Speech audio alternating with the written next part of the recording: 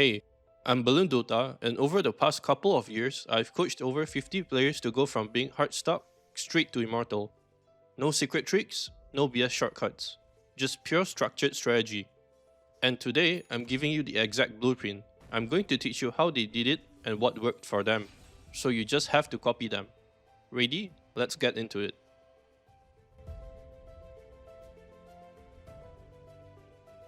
When people come to me for coaching, the first thing I teach them to do isn't about pressing buttons faster or having quicker reaction speeds. It's this. If you lose your mind when your offlane pick stack is, you are not going to climb. Period. Immortal players, or the ones I coached into it, didn't learn to blame their teammates' bad drafts or questionable gameplay. They learned to mute toxic players, focus on self-improvement, and always take every loss as their own responsibility. At the end of the day, you need to understand that it's not about whether you win or lose games, but more about how many things you're doing right every game that will naturally turn into good habits, thus leading up to consistent wins. You ever see those players with big win streaks followed by big lose streaks? Well, if you're one of them, I can guarantee that you're most definitely not doing many things right. Here's a quote I always teach to my students that you should also know.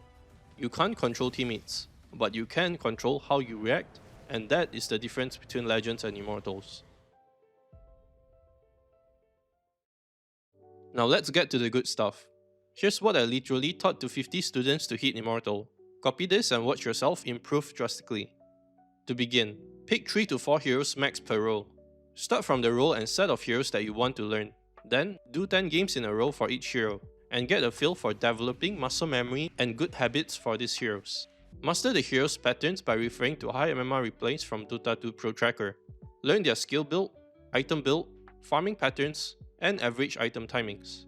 Watch how better players secure creeps, use creep aggro, get higher CS, and make more plays. Then, implement that into your gameplay and tweak your timings and expectations slightly to match the pacing of your MMR bracket. Cycle between these 3 heroes until you have fully mastered the heroes or have gotten bored of playing them.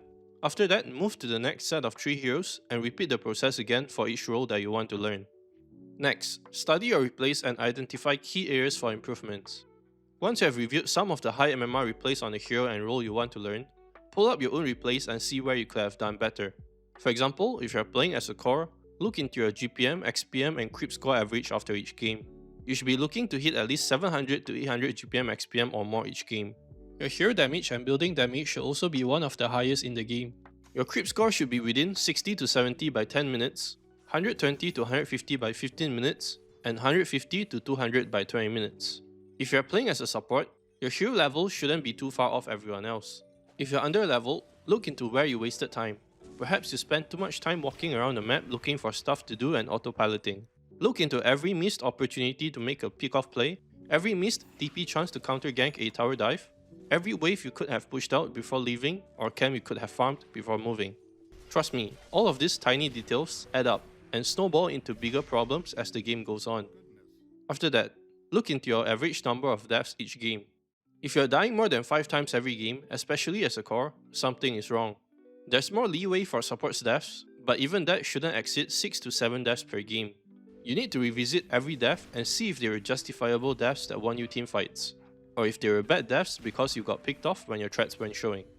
Map awareness is one of the biggest contributor, if not the biggest aspect that wins or loses you games. For every action you take in Dota, you need to be thinking about how to not die while still contributing to the game. You cannot play good Dota without developing good game sense and reading the map, just like how you cannot drive a car blindfolded. Every unreasonable death puts you one step closer towards losing the game. If you're unsure where you might be going wrong in games, I would highly suggest getting a coach to help you identify these issues. It can save you a lot of time and give you a new outlook towards the game. Anyway, on to the next point. You need to learn the concept of area control. Area control basically refers to taking control over an area and maintaining it for as long as possible. Now what this means is that you are expected to not leave an area that you have established vision over and stand your ground until the next eventful thing happens on the map. This holds true no matter your role or hero. To help you understand the concept better, follow these steps. First, we start by pushing waves. Pushing waves gives us vision based on where the creeps go and what shows on the map. Vision is also established by your own wards in the area you play. This vision you obtain will give you information to decide the next move. These moves will either be pick off kills in your area, jungle and wait for the next wave to return, push a tower down, or teleport to your team to join a fight or start a fight. Then you need to understand win conditions. Win conditions are a combination of many factors that exist in the mid to late game phase. To simplify it for you, here's a list of win conditions you need to know. Firstly, core item timings are hit within 20 to 25 minutes. We are referring to survivability or fighting items here, such as Black King Bar, Hurricane Pike, and Blink Daggers. Secondly, lanes are pushed into the enemy side. By keeping lanes pushed towards your opponents, it forces them to have to depush you and get stuck in their base while you slowly deplete them of their own jungle resources. Thirdly, Aegis is obtained. Without Aegis, attempting high ground pushes or taking big team fights within 20 to 40 minutes is mostly going to result in throws. Fourthly, pickoffs are made. Successful pickoffs outside the enemy's base will often signal the start of the high ground attempt, ideally with Aegis. Lastly, your teammates are grouped up and pushing. With all these 5 win conditions combined together and executed properly, you should be able to close out most of your games within 30 to 40 minutes without much difficulty. Following that point, communication is key. You need to learn to communicate intent in every stage of the game, whether that's 2v1 opportunities in lane, pinging for ganks and smokes, signaling for Roshan attempts, or drawing arrows to ask teammates to group and push. Communication techniques like this are extremely important to help you win more games. To clarify, this is not to tell you to micromanage your teammates. Only make calls that are actually impactful. Do not comment on every single thing you want your teammates to do. You are going to disrupt the natural flow of your teammates' actions and lose focus of your own gameplay, leading to more problems instead.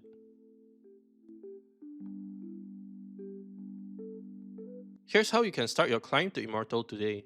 Just perform the steps I've given to you, starting from step 1. Pick your hero pool based on comfortability or meta and lock it in. Step 2. Play 10 games for each hero and review 3 losses or hard-earned wins.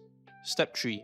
Identify 2 major points for improvements and focus on fixing those issues over the next 5 games. Could be hit to Ancients every 40 seconds to prepare for stacking, or play closer to team once item timing is hit. Step 4. Manage your tilt and treat every loss as a chance to improve. And Step 5. Repeat from Step 1 again until you get bored, then move to the next set of heroes or role. It's not flashy, but it works. Alright guys, that's the blueprint to hitting Immortal. If you want my personal guidance, I provide coaching on Discord. Just add me at balloon #5243 or head over to my website at BalloonDota.com. Don't forget to like and subscribe, and I'll see you again in the next one.